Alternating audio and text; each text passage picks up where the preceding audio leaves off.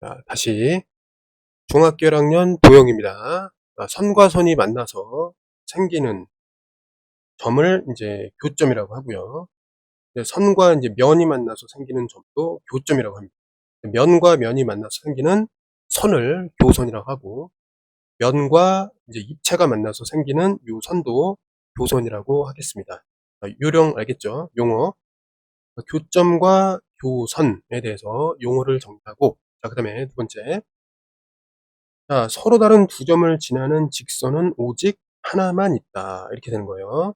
한 점만을 지나는 직선은 굉장히 많은데, 근데 거기서 또 한 점만 추가해 주면은 이 많은 것들 중에 하나로 이렇게 선택이 된다. 이렇게 되는 겁니다.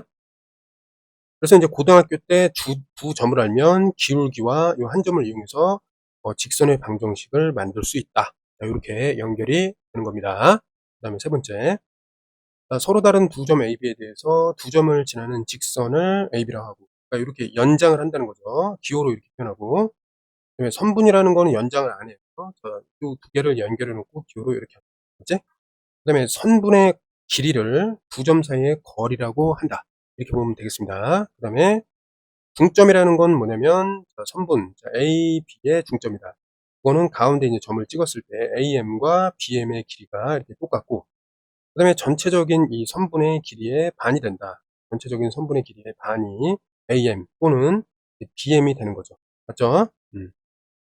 이렇게 되고, 그 다음에 반직선이라는 거는 이제 반만 직선이니까, A에서부터 출발해서 B 쪽으로 영원히 반직선, B에서 출발해서 A 쪽으로 영원히 반직선. 그러니까 이게 출발점이다. 출발점이 이제 구별되는 이런 직선이라고, 그러니까 반직선이라고, 도형이라고 하면 되겠습니다. 그죠? 그래서 여기서 중요한 거는 AB와 BA는 다르다. 이렇게 보면 돼요. 왜냐면 출발이 다르니까. 이해됐죠? 출발과 방향이 다르다. 그래서 이렇게 정리하면 되겠습니다. 넘어갈게요. 그 다음에 각이라는 것도 이제 도형이에요. 한 점 O에서부터 반직선 두 개가 이렇게 출발합니다. 그러면 이게 이제 각이라는 도형의 이제 변이라고 하는 것이고, 요거를 각의 꼭지점이라고 합니다. 그럼 이제 각의 크기는 뭐냐면 이렇게 벌어져 있는 정도를 이제 각의 크기라고 하겠습니다. 이해됐죠? 근데 어쨌든 이 각이 벌어진 게 이제 완전히 평평하게 벌어졌다. 그럼 평각이고, 그거를 180. 그거를 절반을 쪼개면 90, 90이 돼가지고 얘는 직각. 그 다음에 직각보다 작으면 예각, 직각보다 좀 크면은 둔각. 이렇게 표현하게 되겠습니다. 이해됐죠? 용어 정리하는 거야. 그 다음에 여기서, 두 선이 만나면은 교점이 생기는데, 만나서 생기는 이제 교각이 있는데, 이 마주보는 각을 뭐라고 하냐면, 맞곡지 각이라고 하고, 서로 크기가 같은데, 두 개의 이제 직선이 만나면 어떻게 돼? 맞곡지 각이 한 쌍, 두 쌍이 나온다. 이렇게 되겠습니다. 이해됐죠? 알겠습니다. 그 다음에 여기서 보면은 직교한다 이런 얘기가 나오는데, 두 직선이 만나요. 만나는데 만나서 생기는 요 각이 직각일 때 직각으로 만난다. 직교한다. 이렇게 생각하면 되고, 그 다음에 여기서 보면은 A, B의 수선은 CD다. 이렇게 표현할 수 있고, CD의 수선은 AB다. 이렇게 쓸 수가 있겠습니다. 두 직선이 서로 수직일 때 하나의 직선, 즉 A, B를 다른 직선, CD의 수선이다라고 하겠다. 이렇게 이제 이해하면 되겠습니다. 이해됐죠? 그 다음에 이제 직선과 이제 점 사이의 거리라는 것은, 일단 점으로부터 직선의 수선의 발을 내려서 이 점과 점 사이의 거리를 점과 직선 사이의 거리로 정하겠습니다. 자, 이렇게 개념 정리를 하겠습니다. 잠깐만요. 자, 이제 한 평면과 두 직선이 만나지 않을 때 이 두 직선은 서로 평행이라고 한다. 한 평면에서. 그러니까 뭐냐면 이게 이제 한 평면이 하나가 있고, 평면이 하나가 있고, 평면이 하나가 있는데, 여기서 이제 일단 만나. 그럼 이제 한 점에서 만난다. 평행이라는 것은 이렇게 만나지 않는다. 교점이 없다. 일치한다는 것은 두 개의 직선이 일치한다. 이렇게 보면 되겠습니다. 그럼 평행일 때 이렇게 이제 기호를 쓰는 거예요. 알았지? 자, 그 다음에 공간에서의 위치 관계. 자, 위치 관계라는 거는 교점이 있냐 없냐 이런 얘기인데, 일단 한 평면 위에서 한 점에서 만날 수 있고요. 그 다음에 한 평면 위에서 평행일 수 있고. 근데 이게 한 평면에 있다가, 이게 있다가 얘를 이제 든 거야. 이렇게 한마디로 들었다 이 말. 뭐 요런 식으로 변형시키는 게 뭐예요? 이거는 만나지 않는 거는 똑같은데 이제 이게 하나의 평면 위에 있다가 하나를 인제 들었으니까 어떻게 돼요? 같은 평면 위에 있지 않다. 하나의 평면 위에 있지 않으면서 두 직선이 만나지 않을 때를 우리 그런 직선을 꼬인 위치에 있다. 이렇게 본 거예요. 꼬인 위치에 있는 직선은 만나지 않지만 이제 하나의 같은 평면 위에 있지 않다. 요게 바로 꼬인 위치이다라는 거 정리하세요. 그다음에 공간에서의 직선과 평면의 위치 관계. 자, 보겠습니다. 자, 평면이 있고 그다음에 직선 자체가 평면 위에 있다. 이렇게 표현할 수 있어요. 직선이 평면에 포함된다. 그다음에 이거를 살짝 더 들면 어떻게 돼요? 요런 식으로 되겠죠? 그럼 이제 하나의 점에서 만난다. 이렇게 되고 이거를 드는데 그냥 드는 게 아니라 위로 그냥 이렇게 평행 이동을 시켜. 그럼 어떻게 돼요? 이렇게 들리거든, 이게. 그럼 어때요? 이제 만나지 않는다는 거죠. 이게 인제 평면과 직선이 평행하다. 직선과 평면. 직선은 소문자를 쓰고 평면은 대문자를 쓰는데 이게 인제 평행할 경우에 이렇게 쓴다. 그 그림은 뭐 어떻게 된다? 요런 그림일 때 이렇게 쓸 수 있다. 라고 이해하면 되겠습니다. 자, 그다음에 여기서 인제 어떤 선과 평면이 인제 수직일 때 어떻게 좀 생각을 하면 되냐면 이렇게 보면 돼요. 이게 수직이야. 그 얘기는 일단 직선하고 평면의 교점이 있죠. 그 교점을 지나는 두 개의 직선을 찾는 거야. 그랬을 때 첫 번째, 첫 번째 직선 요 교점을 지나는 한마디로 교점을 지나는 요 선과 일단 수직이야. 두 번째는 어떻게 되냐? 또 다른 교점을 지나는 또 다른 선이 있어. 이거랑 수직이야. 그렇다면 결국 하나, 둘, 이 선에 의해서 만들어지는 이 면과 요 선 있죠? 얘가 수직이라고 표현을 하겠습니다. 이해됐죠? 무슨 얘기냐? 이렇게 표현할 수 있을 조건은 뭐냐면 L이 있고 얘가 L1 얘가 L2라고 할게. 그치? L이 L1과 수직이고 그다음에 L이 또 L2와 수직이 되면 결국 L1과 L2에 의해서 만들어지는 평면과 L은 수직이다. 이렇게 이제 표현한다라는 것입니다. 이해됐죠? 그러니까 교점을 지나는 L1, L2가 요 높이로 이제 추정되는 직선과 동시에 두 번 직각이 된다면 그 L12에 의해서 만들어지는 평면, 그 P와 이 L1은 그냥 L이라는 직선은 어떻게 된다? 수직으로 표현할 수가 있다. 이렇게 정리하면 되겠습니다. 자, 지금 이제 두 개의 이제 직선이 있고 그 직선을 가로지르는 또 다른 직선이 있을 때 이렇게 각이 만들어지는데 여기서 이제 공의각, 억각을 우리가 좀 찾아보겠습니다. 공의각은 얘랑 얘가 같은 위치, 요거랑 요게 이제 같은 위치, 얘랑 얘가 같은 위치, 이거랑 이게 같은 위치다. 이해됐죠? 근데 이제 엇갈린 각은 뭐냐면 B랑 H가 역각, 그다음에 C랑 D가 억각이 된다. 자, 요렇게 보면 되겠습니다. 이해됐죠? 근데 이제 평행선이 그러니까 L과 L 다시가 이제 평행하게 이렇게 되면 요건 이제 M이라고 볼 수 있겠지. L과 L 다시 보면 그때 이제 억각이 서로 같게 되고 동의각이 서로 크기가 같게 된다. 이렇게 보면 평행선의 성질로서 억각과 동의각이 각각 같다라는 것을 알 수 있겠습니다. 이해됐죠? 다음으로 넘어가서 봅시다. 자, 수직 이등분선. 이건 뭐냐면은 선분 A, B의 수직 이등분선은 이렇게 생겼다라고 보는 겁니다. 그냥 이제 읽고 넘어가면 돼요. 선분의 수직 이등분선 위에 한 점에서 선분의 양끝 점까지의 거리는 서로 같다. 수직 이등분선이 있는데 아무데나 이제 점을 잡아가지고 여기 A에다 연결하고 B에다 연결하면은 어떻게 된다고? 길이가 같다는 거야. 왜냐면 여기 이제 이등변 삼각형 구도가 있기 때문에 이등변 삼각형, 그죠? 이해됐죠? 그래서 이게 그런 말이고 두 번째 이제 각의 이등분선입니다. 각의 이등분. 각의 이등분선은 어떻게 되냐면 일단 각을 이등분했다라고 하는 것은 여기서 수선의 발을 이렇게 내렸을 때, 수선의 발을 내렸을 때 어떻게 된다? 이 길이가 똑같아진다. 이런 얘기야. 그렇지? 이게 직각이고, 그 다음에 빗변이 서로 같고, 그 다음에 각의 이등분이니까 RHA.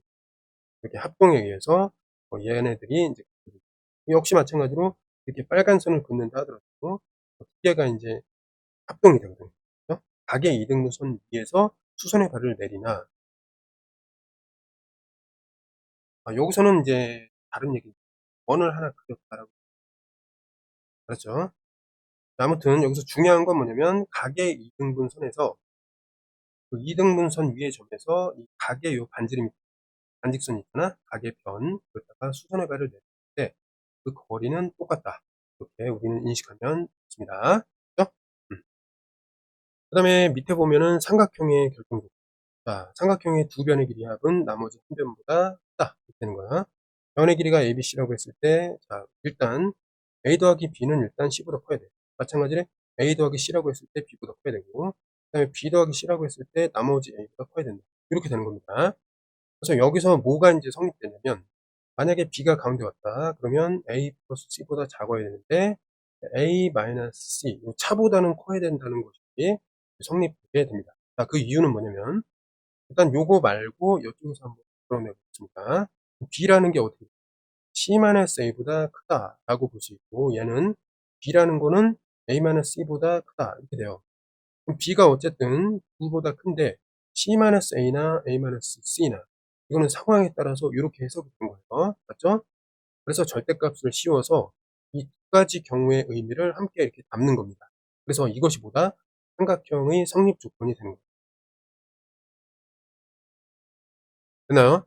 삼각형의 성립 조건을 알아두도록 하겠습니다. 그 다음에 삼각형의 합동 조건 세 가지 있는데, 일단 세 변의 길이가 서로 같으면 합동이다. 그다음에 두 변과 요 끼인각이 또 이제 같으면 합동이다. 그 다음에 요 이제 변이 하나로 줄고 나머지 양 끝각이 같을 때 합동이다. 그냥 이렇게 알아두면 되겠습니다. 그 다음에 이제 대각선의 이제 개수는 어떻게 구하느냐. 대각선의 개수는 이제 이렇게 있을 때, 이게 이제 N각형이라고 하겠습니다. N각형. 그럼 일단 여기서 세 점은 제외하고 나머지 이제 요런 것들이 대각선이 되기 때문에 n개의 점에 대해서 n-3점을 제외한 n-3점을 제외한 그 대각선들이 있는데, 이게 인제 요렇게도 세지만, 자, 여기서 인제 거꾸로 세거든. 두 번씩 센단 말이야, 대각선을. 그래서 2로 나누는 대각선의 총 개수가 되겠습니다. 언제 n각형에 있어서 대각선의 총 개수가 다음과 같은 원리에 의해서 만들어진다. 이런 얘기. 그다음에 인제 어떤 그 다각형의 내각이 있다면 그 바깥쪽으로 일직선으로 연결하면은 외곽이 생기는데, 그래서 내각 외곽의 합은 항상 180도이다. 이렇게 되는 겁니다. 자, 그럼 얘를 이용해서 어떻게 하냐면 요거 평행한 선을 여기다 그으면 어떻게 해요? 얘가 또 어떻게 되죠? 억각으로 들어가고 이 동의각으로 어디 이렇게 맞죠? 그럼 이게 원래 있던 하나의 내각이 있고 두 개의 내각이 합쳐지면은 전체 어떻게 된다? 180도가 된다. 즉 삼각형의 세 내각의 합은 180도가 된다 라고 해서 이렇게 알아두면 되겠습니다. 이해됐죠? 어쨌든 삼각형의 내각과 외곽 사이의 관계, 그러면 내각과 외곽의 관계는 그 합이 어떻게 된다? 180도가 된다. 내외각의 합은 180도다. 내각 플러스 외각의 합은 반드시 180도가 된다. 이렇게 이해하면 되겠습니다. 자, 이제 내각의 크기의 합을 한번 구해보자.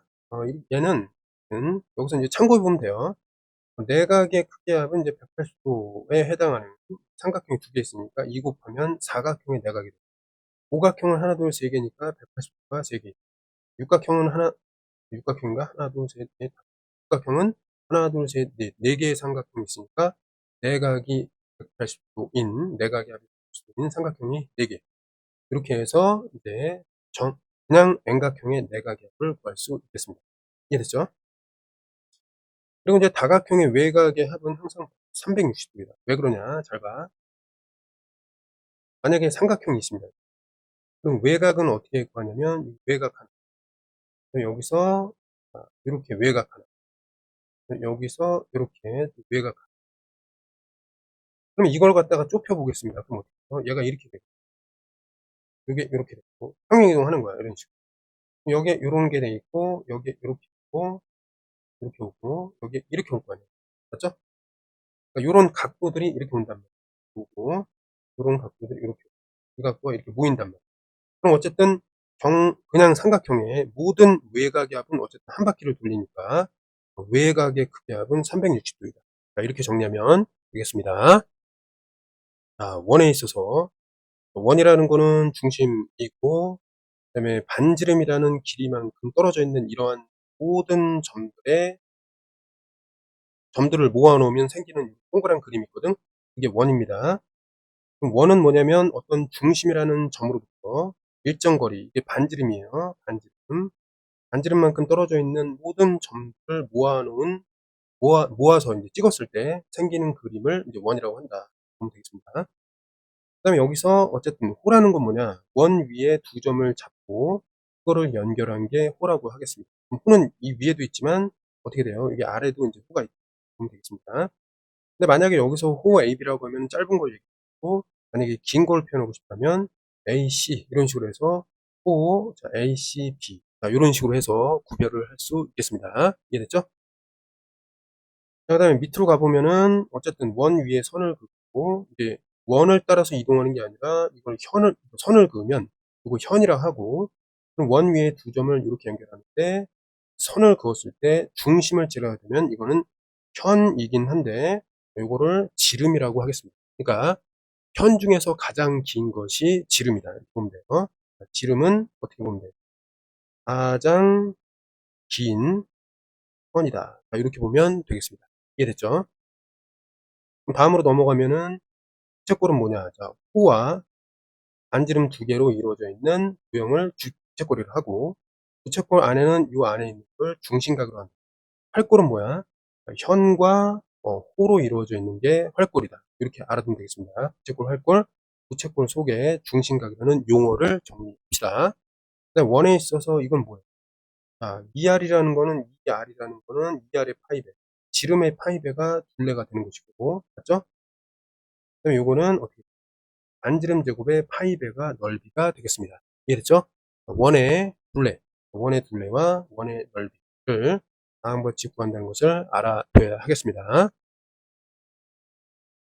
자, 그 다음에 이제 중심각과 호의 길이, 이런 건 그냥 읽어보면 같습니다. 자, 그러면 그냥 어떻게 보면 되냐면, 자, 여기서 이거 이제 넓이가 S인데, 자, 요거 밑변을 L로 취급하고 반지름을 높이로 취급한다면, 삼각형처럼 밑변이 L이고 높이가 R이다. 이런 식으로 구하면 넓이가 나온다는 것을 알 수 있겠습니다. 이해됐죠? 부채꼴의 넓이는 삼각형처럼 호를 밑변으로 반지름을 높이로 취급해서 구해도 괜찮다. 이거를 알아두면 되겠습니다. 그 다음에 이제 직선이 원과 만나지 않는다. 원과 한 점에서 만난다. 그거를 접한다라고 합니다. 접한다. 맞죠? 접한다라고 하고, 요 만나는 요 점을 접점이라고 하겠습니다. 이해됐죠? 그 다음에 두 점에서 만난다. 이렇게 보면 돼요. 근데 이제 보면, 접하는 경우에 접선, 접하는 지점을 접점 이렇게 쓰는데, 그냥 원을 이렇게 두 점으로 만나는 통과하는 선을 뭐라고 하냐면 할선이라고 하겠습니다. 할선. 할선이라는 건 나누다 이거예요. 분할, 뭐 할당이라고 나누는 거. 그다음에 그러면 얘네들의 위치 관계는 즉 만나냐 안 만나냐, 이거는 1번과 요 중심 사이의 거리를 D라고 했을 때, 1번은 어때요? 중심과 반지름을 비교했을 때 그러니까 중심으로부터의 직선 사이의 거리가 더 길면 안 만나요. 근데 중심과 그 직선 사이의 거리가 반지름과 똑같은 경우에는 접하게 됩니다. 접하게 돼요. 이해됐죠? 중심과 직선 사이의 거리와 반지름이 같은 경우에는 접하게 되고, 세 번째, 중심과 직선 사이의 거리가 이제 반지름보다 짧게 돼. 반지름보다 짧게 되는 경우는 두 점에서 만난다. 이렇게 이제 해석하는 능력이 고등학교 때 필요하겠습니다. 네, 마찬가지로 이것들도 이제 설명을 했는데, 얘네들도 이제 좀 정리를 할 필요가 있겠습니다. 자, 원을 봤을 때, 원이 바깥에서 접한다, 외부에서 접한다, 원이 안쪽에서 접한다, 내부에서 접한다. 그 다음에 중심 사이 거리, 그러니까 중심거리라고 표현을 하고요. 그 다음에 중심과 중심을 연결하는 선 있죠? 이거를 뭐라고 하냐면 중심선이라고 한다. 이렇게 보면 되겠습니다. 용어를 그냥 간단히 정리하는 거예요. 그 다음에 여기에 보면은, 자, 반지름과 요 중심 거리에 의해서 구원의 위치 관계를 볼 수 있는데, 중심 거리와 반지름의 합, 비교했을 때 중심 거리가 길면은 이런 모양이 돼요. 이해됐죠? 그 다음에 중심 거리와 반지름의 합은 이런 모양. 뭐가 되죠? 외부에서 줄이면은 외접한다. 이렇게 보면 되겠습니다. 그 다음에 여기서는 뭐예요? 자, 여기서 반지름과 중심거리가 삼각형을 이루니까 삼각형 이루는 조건, 가운데 D를 놓으면은 나머지 두 변의 합보다 작고 두 변의 차보다 길다. 아까 전에 설명했던 그 내용이 되겠습니다. 이해됐죠? 절대값 쳐도 되는 거야, 이게. 됐죠? 그 다음에 여기서 보면 잘 판단해 보세요. 자, 중심 간 거리가 이렇게 짧은 건데 거기다가 작은 원의 반지름을 더하면 큰 원의 반지름, 이런 얘기거든. 중심 간 거리에다가 작은 원의 반지름을 더하면 큰 원의 반지름이다. 그렇기 때문에 D라는 거는, 자, 큰 원의 반지름에서 작은 원의 반지름을 뺀 것과 같을 때 이렇게 안에서 접한다, 내부에서 접한다, 내접한다 조건이 되겠습니다. 이해됐죠? 그 다음에 여기서 보면은 어때? 이거는 그냥 이렇게 생각하면 돼요. 차의 길이가 어때? D가 차보다 길 때, 차랑 같을 때. 그럼 나머지는 뭐예요? D가 그 차이보다 길 때가 아니라 짧을 때밖에 안 남았으니까 이렇게 간단히 생각해서, 지금 점점 가까워지고 있지? 그럼 이렇게 그린 다음에 어느 쪽으로?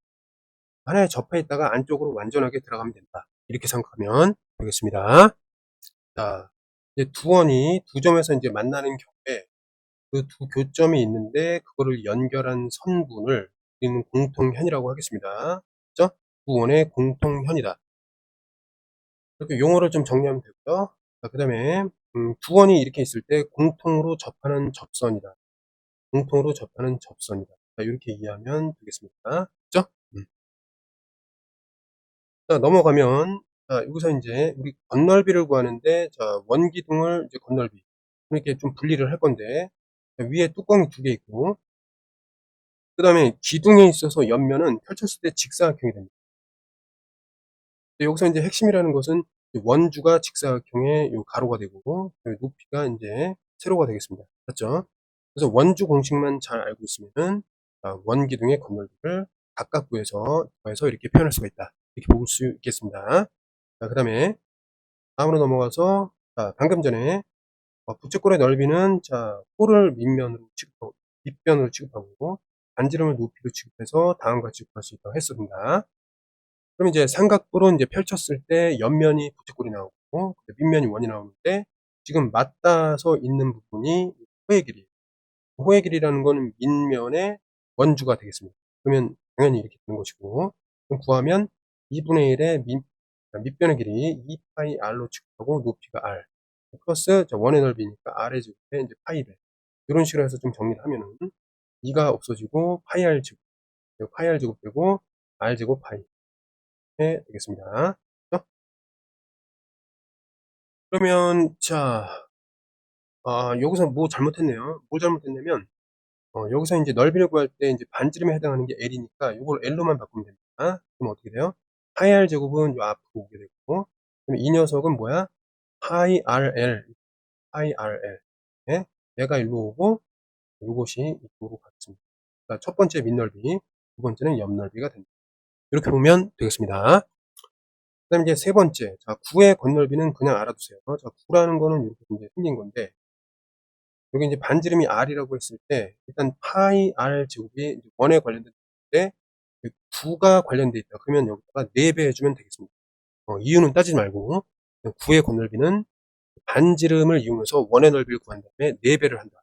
9와 관련된 숫자는 곱하기 4다. 이렇게 생각하면 그냥 되겠습니다. 넘어갈게요. 그럼 각 기둥의 부피, 자, 밑넓이 구해가지고 높이를 곱한다. 그러면 되고, 원기둥의 부피 역시 이제 밑넓이 곱하기 높이가 된다. 그러니까 각 기둥과 원기둥의 부피는 똑같고, 각 뿔의 부피는, 이거를 각 기둥이라고 이제 원기둥이라고 했을 때 기둥의 3분의 1이다. 이렇게 보면 되겠습니다. 그 다음에 9는 어떻게 보면 되냐면 기둥이 바깥에 있다라고 했을 때 기둥의 3분의 2가 되겠습니다. 되겠죠? 그러니까 어떻게 되냐면 똑같은 이제 원기둥이 있고 여기 이제 9가 있고, 그럼 여기에 이제 꽉 들어차는 원뿔이 있다고 했을 때, 자, 뿔과 부와 원기둥이 있잖아요. 이렇게 딱 접하는 원기둥. 요거의 이제 부피의 비가 어떻게 되냐면, 뿔은 1, 부는 2, 원기둥은 3. 요런 관계를 이용해서 정리를 하면은, 자, 부의 부피가 이렇게 됩니다. 자, 부피니까, 파이 r 세제곱 이렇게 할 수 있는데, 부니까 일단 곱하기 4예요. 근데 여기서 얘네들의 관계에 의해서 어쨌든 원기둥이 3이고 부피가 이제 부의 부피가 2라는 것은 어쨌든 3등분을 해야 된다는 뜻이야. 그렇기 때문에 이런 원리에 의해서 9의 부피는 일단 3등분 해주고, 그 다음 부피니까 파이 r 세제곱 해준 다음에 9라는 것은 4를 곱한다. 이런 식으로 해서 남겨주면 되겠습니다.